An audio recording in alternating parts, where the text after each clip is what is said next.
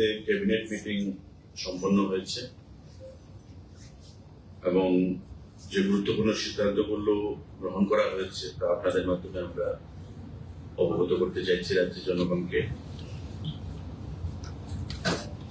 Approval for filling up of 185 posts of junior operator pump Group C in the Public Works Department Water Resource. পূর্ত দপ্তরের water রিসোর্সের অধীন 185 number junior pump operator নিয়োগ করা হবে। আজকের ক্যাবিনেট মিটিং এটা সিদ্ধান্ত গ্রহণ করা হয়েছে এবং এই যে পাম্প অপারেটর নিয়োগ হবে সম্পূর্ণ জিআরবিটি করবে। আজকের ক্যাবিনেট মিটিং এ যে সিদ্ধান্ত গ্রহণ করা হয়েছে তাদের যে কোয়ালিফিকেশন তা মাধ্যমিক পাস এবং আইটিআই যে শিক্ষাগত যোগ্যতা বিভিন্ন বিভাগে সেটা প্রযোজ্য হবে। মাননীয় মুখ্যমন্ত্রীর পৌরোহিত্যে এই ক্যাবিনেট মিটিং এ আজকে সেই সিদ্ধান্ত গ্রহণ করা হচ্ছে। Madhyamik or its equivalent examination passed from any recognized board, institution with certificate from ITI on fitter, motor mechanics, diesel mechanics, welder, electrician trade. বিভিন্ন ট্রেডে আইটিআই সার্টিফিকেট থাকতে হবে, পাশাপাশি মাধ্যমিক পাশের সার্টিফিকেট থাকতে হবে রিকগনাইজড বোর্ড থেকে। এবং এই পরীক্ষা জিআরবিটির মাধ্যমে সম্পন্ন হবে। 185 post pump junior pump operator আজকের ক্যাবিনেট মিটিং এ এটা সিদ্ধান্ত গ্রহণ করা হয়েছে। আমাদের আরেকটি গুরুত্বপূর্ণ সিদ্ধান্ত সাংবাদিক বন্ধুরা, direct recruitment of 57 vacant faculty post, এর মধ্যে 17টা প্রফেসর, 20 জন অ্যাসোসিয়েট প্রফেসর এবং 20 জন assistant professor animal resource development ডিপার্টমেন্টে রেগুলার পে বেসিসে ভেটেরিনারি যে সায়েন্স কলেজ রয়েছে আমাদের আরকে নগরে সেখানে রিক্রুটমেন্ট করা হবে। টিপিএসসি এর মাধ্যমে রিক্রুটমেন্ট করা হবে। 57 জন ফ্যাকাল্টি, অ্যাসিস্ট্যান্ট প্রফেসর 20 জন, অ্যাসোসিয়েট প্রফেসর 20 জন এবং 17 জন প্রফেসর। এই 57 জন ভ্যাকেন্ট পোস্ট নিয়োগ করা হবে টিপিএসসির মাধ্যমে। আজকে ক্যাবিনেট বৈঠকে এটা সিদ্ধান্ত গ্রহণ করা হয়েছে। চাকরির ক্ষেত্রে আরেকটা গুরুত্বপূর্ণ সিদ্ধান্ত, proposal for filling up of 310 নং post of Tripura Engineering Service, Grade 5 and Tripura Engineering Service, Grade 5A and Grade 5B, Junior Engineer, Civil, Mechanical and Electrical under Public Works Department, Government of Tripura. PWD দপ্তরের অধীন total 310 খানা post junior engineer নিয়োগ করা হবে। তার মধ্যে Tripura engineering service grade 5A category এবং Tripura engineering service grade 5B category. যেটা এ ক্যাটাগরি জুনিয়র ইঞ্জিনিয়ার, তার শিক্ষাগত যোগ্যতা হচ্ছে ডিগ্রি মানে বিটেক, আর যেটা গ্রেড 5B জুনিয়র ইঞ্জিনিয়ার তার শিক্ষাগত যোগ্যতা হচ্ছে ডিপ্লোমা। 310 খানা পোস্ট, এর মধ্যে ডিগ্রি সহযোগে সিভিল 169 জন, মেকানিক্যাল 8 জন এবং ইলেকট্রিক্যাল 18 জন। টোটাল 195টা পোস্ট ডিগ্রি যারা ইঞ্জিনিয়ার হোল্ডার রয়েছে, ইঞ্জিনিয়ারিং এর ডিগ্রি হোল্ডার, টোটাল 195টা পোস্ট তাদের হবে জুনিয়র ইঞ্জিনিয়ার গ্রেড এ, আর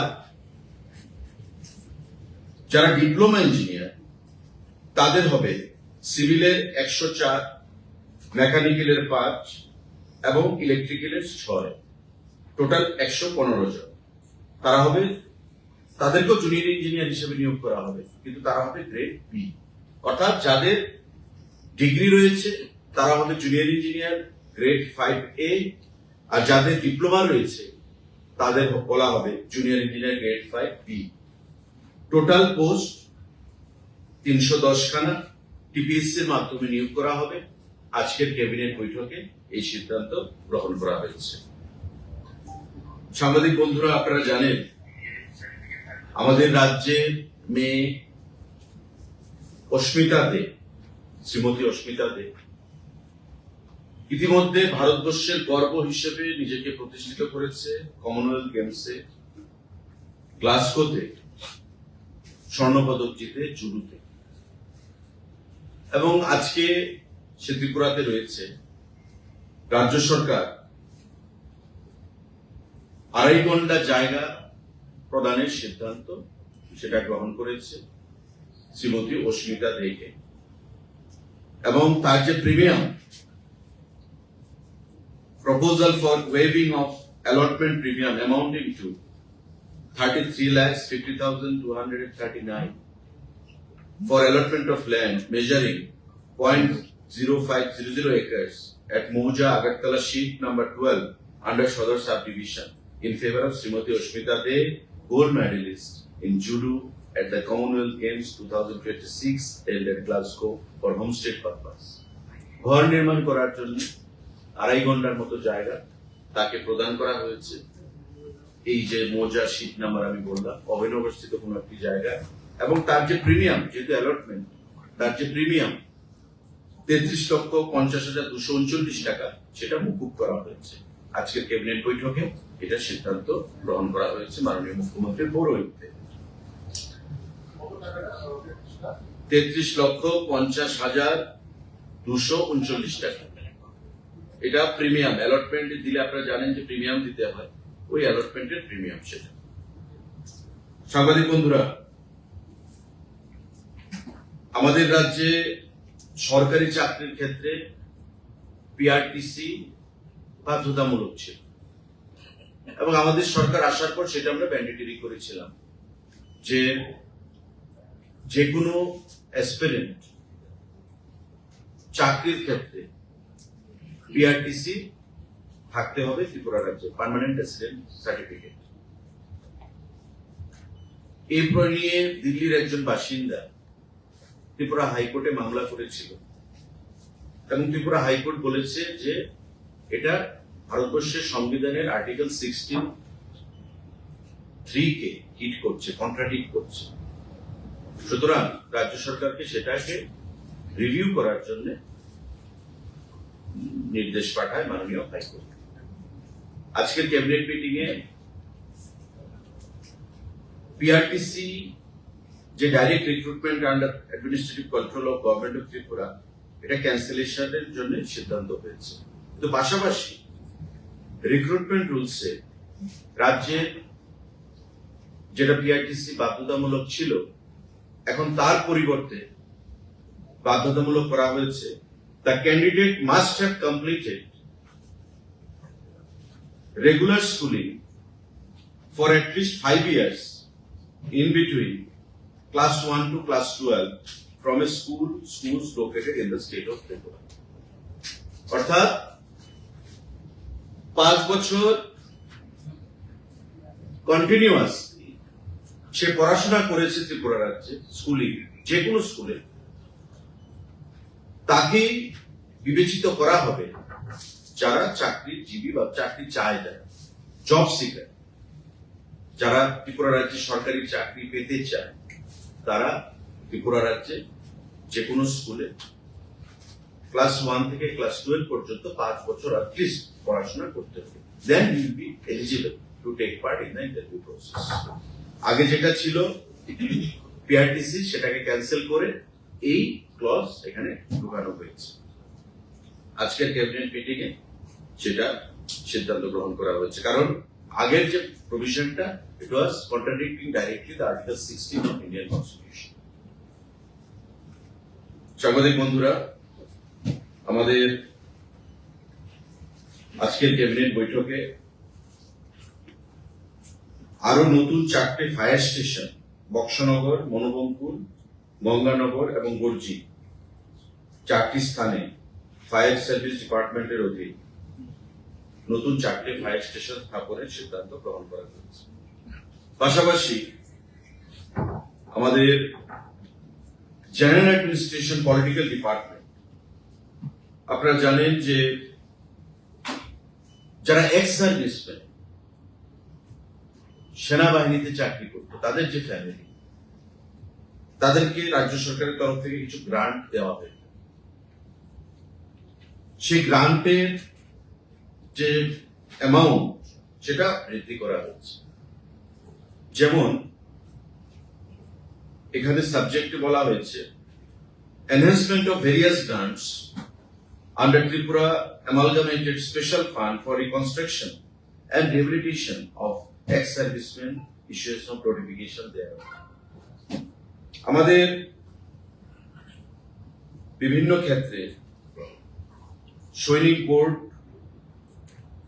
এবং রাজ্য সরকার এক্স সার্ভিসম্যানদের ফ্যামিলির জন্য বিভিন্ন সুযোগ সুবিধা বা কিছু গ্রান্ট তারা প্রদান করে আসছে, এবং কিছু জিনিস যেমন মেইনটেনেন্স এন্ড আপকিপ অফ সৈনিক rest house one time grant 20 লক্ষ টাকা প্রদান করা হচ্ছে, যেটা জিবির আশেপাশে রয়েছে সৈনিক রেস্ট হাউস, সেটাকে রিনোভেশন বা রিস্ট্রাকচারিং করা হবে, 20 লক্ষ টাকা দেওয়া হচ্ছে। এটা ওয়ান টাইম নতুন স্কিম, ওয়ান টাইম গ্রান্ট দেওয়া হচ্ছে।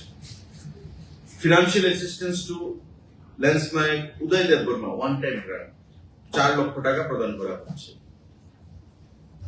আমাদের emergency relief fund for ex serviceman and their dependents আগে ছিল 5,000 টাকা, এখন এটাকে 50,000 টাকা করার সিদ্ধান্ত গ্রহণ করা হয়েছে।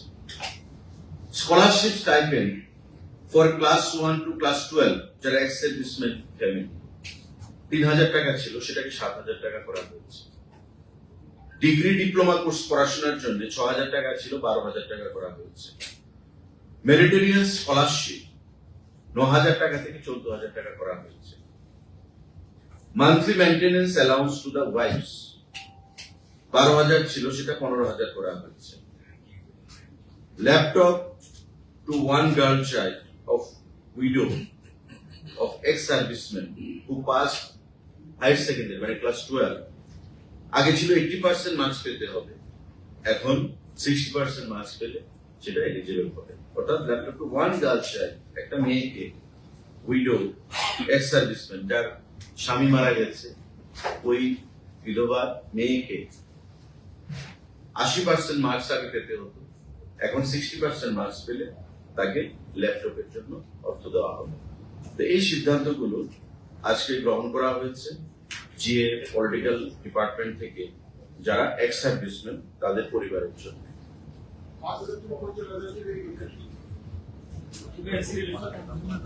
এটা হচ্ছে emergency relief fund for ex serviceman and their dependents. 5,000 ছিল, এটাকে 50,000 করা হয়েছে।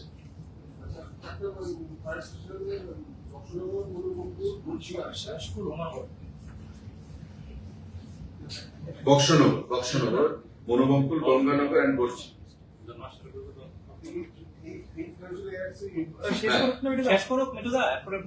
আজকের ক্যাবিনেট বৈঠকে এই সিদ্ধান্তগুলো গ্রহণ করা হয়েছে। সাংবাদিক বন্ধুদের যদি কোনো প্রশ্ন থাকে আপনারা সেটা করতে পারেন।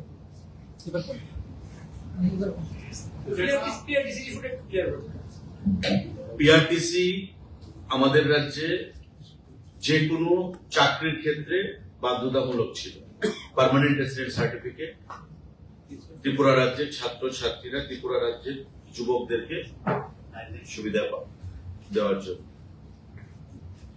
কিছুদিন আগে দিল্লির কোন এক বাসিন্দা হাইকোর্টে মামলা করে, যেটা আর্টিকেল 16 ভারতবর্ষের সংবিধানে, সে আর্টিকেল 63 কে হিট করছে বা কন্ট্রাডিক্ট করছে। তো স্বাভাবিকভাবেই ত্রিপুরা হাইকোর্ট রাজ্য সরকারকে সেই বিষয়টা খতিয়ে দেখার জন্য নির্দেশ প্রদান করে। এবং ত্রিপুরা হাইকোর্টের এই নির্দেশ আসার পর সেটা পিআরটিসির যে বাধ্যতামূলক বিষয়টা ছিল সেটাকে ক্যান্সেল করা হয়েছে। কিন্তু পাশাপাশি এখন থেকে যে কোনো সরকারি চাকরির ক্ষেত্রে যারা অ্যাপ্লাই করবে তাদের অন্তত ত্রিপুরা রাজ্যের ক্লাস 1 থেকে 12 এর মধ্যে 5 বছর পড়াশোনা করতে হবে এক নাগারে। এটা 1 থেকে 5 হতে পারে, এটা 5 থেকে 10 হতে পারে, এটা 5 বছর অন্তত কিউমুলেটিভ 5 বছর পড়াশোনা করতে হবে। এটা বাধ্যতামূলক করা হয়েছে, পিআরটিসি ক্যান্সেল করা হয়েছে। কিন্তু যারা প্রতিযোগিতামূলক পরীক্ষায় অংশ নিতে চায় ত্রিপুরা রাজ্যে চাকরির জন্য, তাদের ত্রিপুরা রাজ্যে 5 বছর পড়াশোনা করতে হবে। স্কুল সার্টিফিকেট এখন ত্রিপুরা রাজ্যে যে কোনো স্কুলে যদি পড়াশোনা করে তো নিশ্চয়ই বোর্ডের বা স্কুলের কাছে সেই রেকর্ড থাকবে। এখন মাধ্যমিক পাস ত্রিপুরা থেকে করবে, তো মাধ্যমিক পাস করলে সে বোর্ডের থেকে সার্টিফিকেট থাকবে, বা তার আগে 5 বছর তো তার পড়াশোনা করতে হবে যে কোনো স্কুলে যদি পড়াশোনা করে তবে স্কুলের কাছে থাকবে বা ডিস্ট্রিক্ট অথরিটির কাছে সেটা থাকবে, তো তার ভিত্তিতে তাকে অ্যাপ্লাই করতে হবে। স্কুল সার্টিফিকেট 5 বছর পড়াশোনা, কন্টিনিউয়াস 5 বছর পড়াশোনা। Continuously at a stress, or it may be a break also within class 2. No, it was at a stress. At a stress. It is at a stress. আচ্ছা, কালকে একটা চিঠি পাঠিয়েছিলেন বিমান কমা এবং ভাড়া বাড়া সংক্রান্ত ইস্যুতে, কোনো রিপ্লাই কি এসছে বা এটার আপডেট কি আছে? না, এটা মাননীয় মুখ্যমন্ত্রীও আজকে সাংবাদিকদের প্রশ্নের জবাবে যে কোনো একটা অনুষ্ঠানে বলছিলেন, উনিও বিষয়টা দেখছেন। আমিও কেন্দ্রীয় সিভিল এভিয়েশন মিনিস্টারকে চিঠি পাঠিয়েছি এবং আমি ব্যক্তিগতভাবে গিয়ে ওনার সঙ্গে কথা বলবো। সেই বিষয়টা আমাদের আসলে এয়ারলাইন যে সার্ভিস প্রোভাইডার, যারা সার্ভিস প্রোভাইড করে আমাদেরকে, তারা ডিকন্ট্রোল রাজ্য কেন্দ্রীয় সরকারের ডাইরেক্ট অধীনে নেই। আর আমাদের রাজ্য সরকারের তো তাদের সাথে কোনো লিঙ্কেজই থাকে না। কিন্তু অনেকের ধারণা যে রাজ্যের পরিবহন দপ্তরের অধীনে হয়তো সিভিল এভিয়েশন বা রেল এই জিনিসগুলো, কিন্তু সেটা সঠিক। তাই আমরা রিকোয়েস্ট করতে পারি, আমরা দাবি জানাতে পারি যে জিনিসটা আমরা এবং মাননীয় মুখ্যমন্ত্রীও সেটা করেছে। কিন্তু দেখা যাবে, আমরা যখন কথা বলবো মাননীয় মুখ্যমন্ত্রী কথা বলবে, আগামী দিনে আমরা চেষ্টা করবো যাতে এয়ারলাইনের সংখ্যা না কমানো। So what are the reason behind it? We often find that প্রচন্ড ভিড় থাকে in this route particularly. Infrastructure is, what is the reason? And there is also a subsidy in the fuel also. It is best known to the companies only, because these all are profit earning companies. They must look for earning profit only. They are bent upon profit only, earning profit. So we can take up the matter with the authorities, which we have done earlier also, and our Honorable Chief Minister has also been kind enough to take up the matter with Union Civil Aviation Minister on several occasions. And I myself have also written a letter to the Honorable Civil Aviation Minister yesterday, but the response is still awaited. Let's see, and our effort will be always to maintain the status quo. উড়ান প্রকল্প রয়েছে, উড়ান প্রকল্পের অধীন। দেখুন, উড়ান প্রকল্প একটা, কিন্তু প্রকল্পকে implement করতে গেলে উড়ানের মধ্যে তো টেন্ডার বেসিস। এখন যে এজেন্সিকে, এয়ারলাইন কোম্পানিকে দায়িত্ব দেওয়া হবে, সেই এয়ারলাইন কোম্পানি নিজের প্রফিটটার কথা চিন্তা করে তারা বিমান চলাচল করবে। এখন ওই সমস্ত কোম্পানিগুলো যদি না আসে, রাজ্য সরকার বা কেন্দ্রীয় সরকার কিছু করতে পারবে। যেমন আমি কৈলাসহর এয়ারপোর্টের কথাই বলছি, এটা নিয়ে আগেও আলোচনা হয়েছে। রাজ্য সরকার আন্তরিক এই বিষয়টা নিয়ে, মাননীয় মুখ্যমন্ত্রী আন্তরিক, মিটিংও করেছেন, আমিও করেছি। দিল্লি থেকে প্রতিনিধি দল এসেছে। যে কোম্পানিকে দায়িত্ব দেওয়া হয়েছে উড়ান কানেক্টিভিটি আন্ডারে, সেখানে কোম্পানি বলছে যে 19 সিটারের এয়ারলাইন চালু করার জন্য, কিন্তু সেটা ভাইয়েবল হবে কি ওই কোম্পানির কাছে? নিশ্চয়ই তারা একটা কেস স্টাডি বা R&D করবে, সেটা করে তারা সিদ্ধান্ত গ্রহণ করবে। রাজ্য সরকারের তাতে কিছু করার থাকে না। উড়ান কোম্পানিতে বিভিন্ন এয়ারলাইন এজেন্সিকে দায়িত্ব দেওয়া হয় টেন্ডারের মাধ্যমে, কোন রুটে কারা যাবে। এবং তারা যদি না আসে, সেখানে আমাদের হাতে তো কিছু করার থাকে। বিভিন্ন স্কুলের ভিতরে শিক্ষক সংকট রয়েছে, কিন্তু বেকাররা রাস্তায় আন্দোলন করছে, উত্তীর্ণ যারা আছে যে বিষয়ে বিভিন্ন দপ্তরে কিছু নিয়োগ হয়েছে অনেকদিন আগে সেইগুলো ছাড়া হচ্ছে না। সেই বিষয়ে কি ক্যাবিনেটে কোনো রকম সিদ্ধান্ত দেখুন, আছে? রাজ্য সরকারের নিয়োগের যে বিষয়টা, নিয়োগ আজকে যেটা সিদ্ধান্ত হলো ত্রিপুরা ইঞ্জিনিয়ারিং সার্ভিস, পিডাব্লিউডিতে, ওয়াটার রিসোর্সে বা আমাদের বিভিন্ন দপ্তরে, সেগুলো এমন নয় যে কালকেই নিয়োগ হয়ে যাবে। একটা করবে জিআরবি, একটা করবে টিপিএস। এই যে প্রক্রিয়াটা, এটা একটা প্রক্রিয়া, ইটস এ প্রসেস, এবং এই প্রসেসটা কমপ্লিট করতে একটা বিশাল সময় লাগে ট্রান্সপারেন্সি মেনটেন করে। যখন নিয়োগ সিদ্ধান্ত হয়েছে, যখন নিয়োগ প্রক্রিয়ার প্রসেস শুরু হয়েছে, এটা শেষ হবে, তার একটা টাইম লিমিট থাকে, ওই টাইমের মধ্যে সেটা শেষ হবে।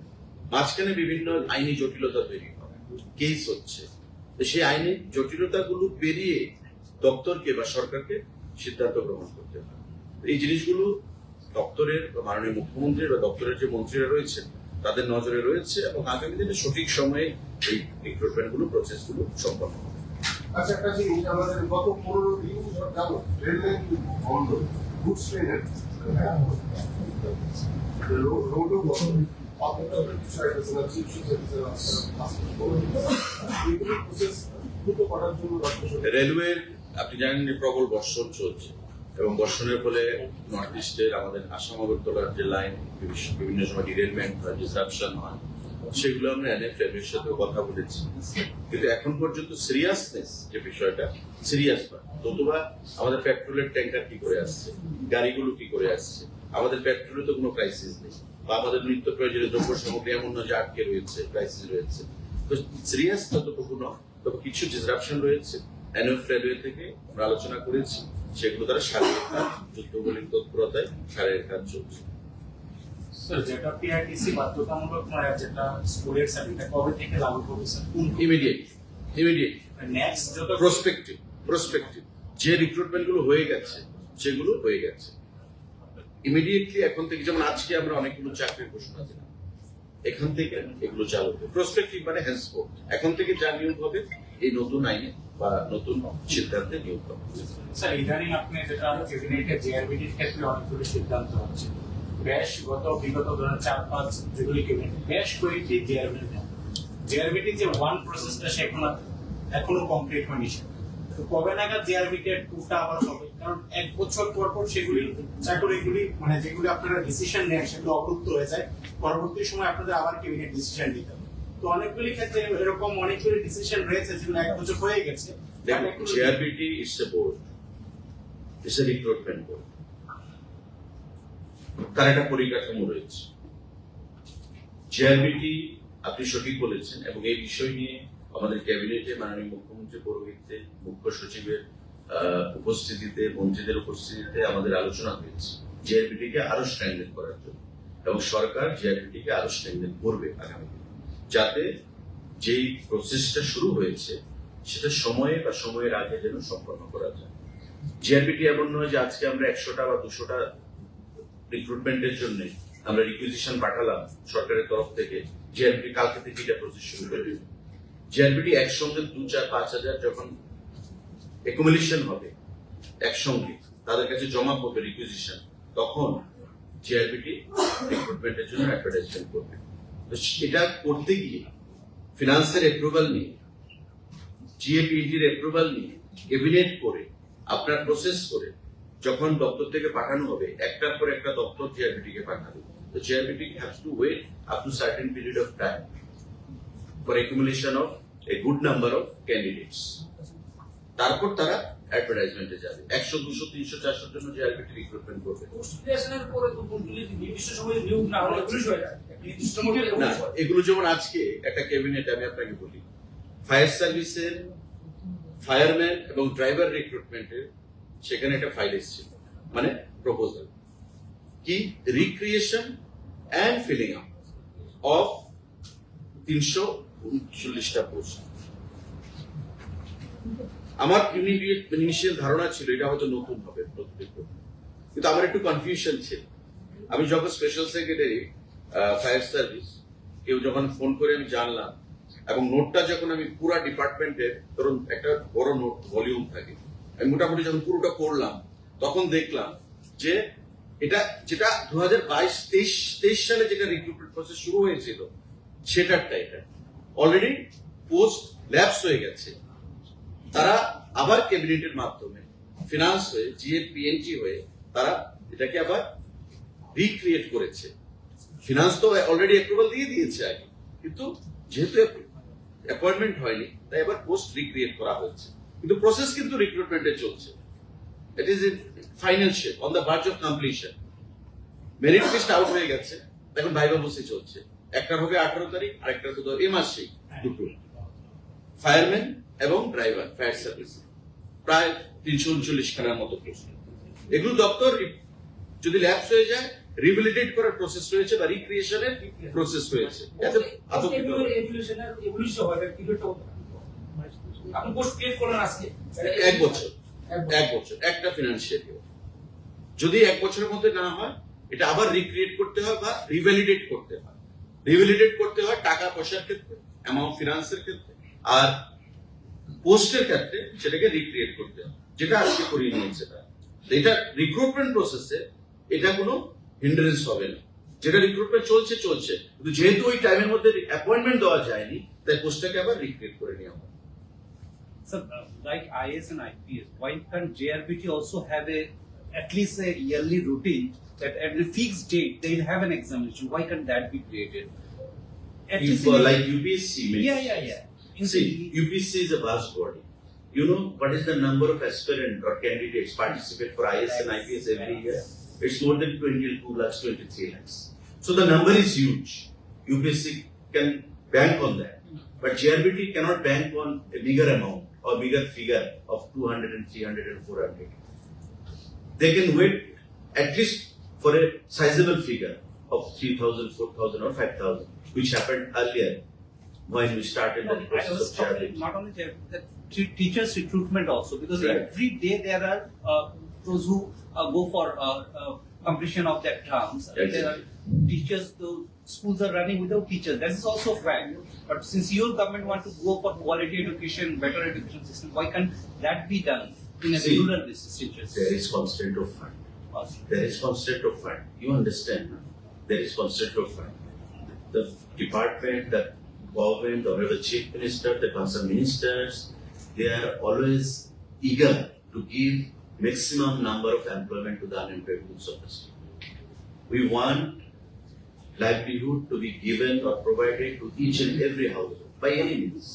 But we have to follow certain policy, rule, regulation. So you have to cut your coat according to the cloth available. So you cannot go extravagant. Okay, you cannot go extravagant. Teachers, I would say. Depending upon the financial crunch also, many developmental projects, many, by the department, by the government and under the leadership of our Honorable Chief Minister. So wait and watch. It is very much in the minds of the ministers and the government to recruit the teachers who are eligible for TRBT and all. In the due course of time, this will be, attended. One more question, sir. That pure petrol, the government has policies now to also keep the option. In Tripura, what is the